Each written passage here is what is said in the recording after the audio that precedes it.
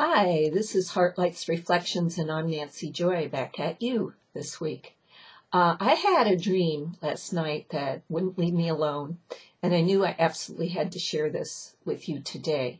The dream, you know how dreams are, but what I understood profoundly is that coming up, and tomorrow even April 15th, and then on to the two eclipses coming up, the full moon in April 28th and the new moon in May, beginning of May. And the dates, I'm going to have to post them because I don't have them on the top of my head. But this is the time when we are finally going to see on the outside the shifts we've all been feeling on the inside. It's going to become crystal clear. Not everything's going to happen overnight. It's not going to be this miraculous in an instant type of thing. But in a profound way, over these next 2 to 3 weeks, this dream it's like I stepped into the future, the very near future. And I was experiencing these incredible shifts and changes that I've dreamt about, thought about, but I was experiencing them in a dreamlike way. But one thing was clear. What was clear was the 15. I don't know what about that, but the 15 and the full moon transitioning to the new moon, you know, the phases going down. And so anyway, and what profoundly came out of that for me was that it was critical right now to share the heart wisdom that was imparted to me years ago through another dream when I was really struggling with knowing if I was in touch with my heart and what that was about. You know, when I go over myself and look at, back in the early 80s, I coined the name for what I wanted to share with the world when I started channeling Heartlights. And then eventually that became in my website early, like 1993, heartlights.net. And my book, The Wounded Heart, and my series of guided journeys and meditations, the Heartlights collection, on and on. And through the past 12 years, I have had periods, or shall we say episodes, of tachycardia, you know, where your heart races. And I've been tested several times, gone through all that. Nothing's wrong with my heart. It's an electrical issue. Well, I guess I'm not surprised. Ezekiel says, you know, look what you're taking on. But what was so powerfully important when I woke up is to help remind myself and help all of you in no uncertain terms. It's almost critical to understand the 13 really truths of the heart. And these were given to me in another dream, and they are in my novel, The Wounded Heart, in the chapter Mayan Magic, in a dream that took place in the Yucatan at the temple of Ekbalam, where I was going through my spiritual journey and really working on understanding this thing we call the heart. You know, we know, as I've said in my other reflection, and there's a link to it here, it's the first organ formed from the human zygote. There are brain cells in the heart. The sacred geometry understanding is that geometrically in sacred geometry, our heart's composed of 4 platonic solids, and in each one there is a smaller exact duplicate, so 8 altogether. And that smaller little seed, I call it the heart node. It's really the God node. You have your heart space, and then within that you have that node of creation, where it's for me where your God self resides, and it's a sacred, very special place.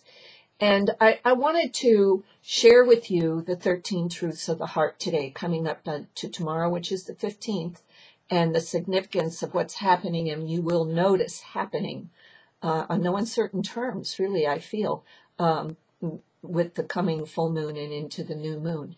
And so these are, I've put a link to them over here for YouTubers, and it's in my novel, The Wounded Heart. Plug, now only $5.99 digitally on Amazon, and also in the written portion if you get my, my emails, which I hope you do.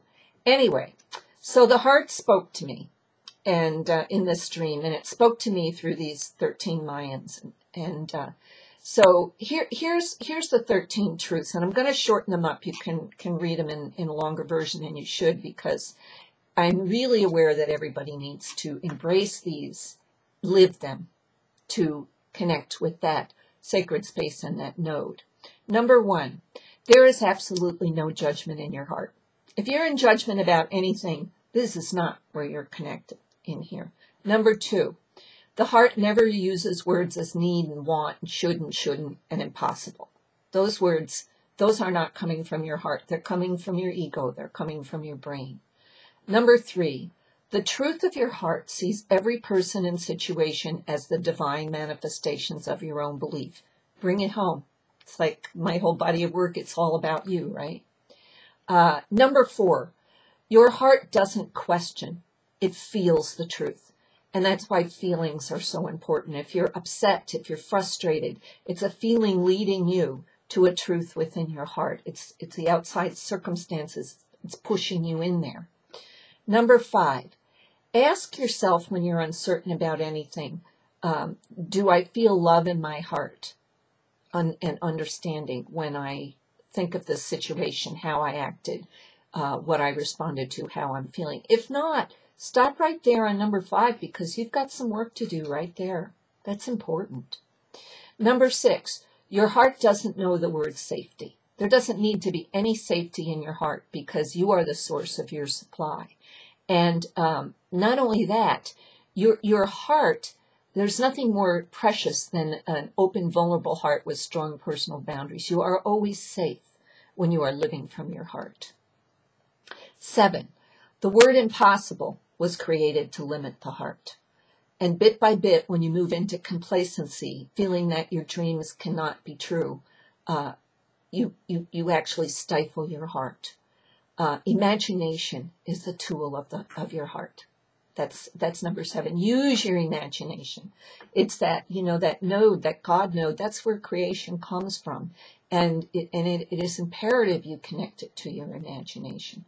Number 8, sometimes when you feel your heart's breaking, when a source of love is withdrawn through the depth or breaking of a relationship, it is really showing you the void within your own heart, the void within yourself that you have not loved, that you have not filled.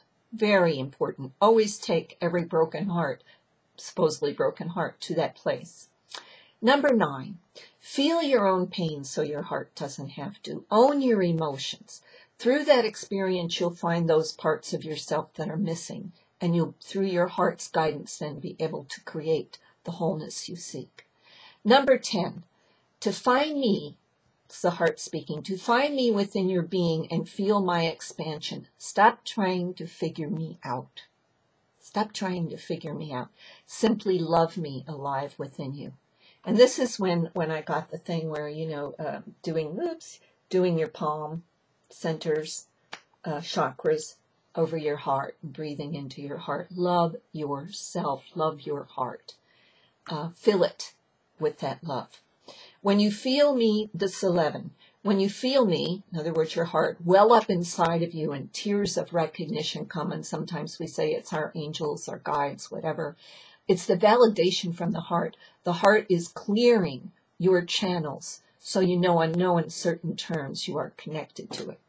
Number 12, learn to tune into the heart's vibration. Once you're doing all these first steps, number 12 is that you will know in no uncertain terms that you are living in your heart at that moment, that you are in the heart vibration, because there won't be all those other things if you're there. There won't be the judgment.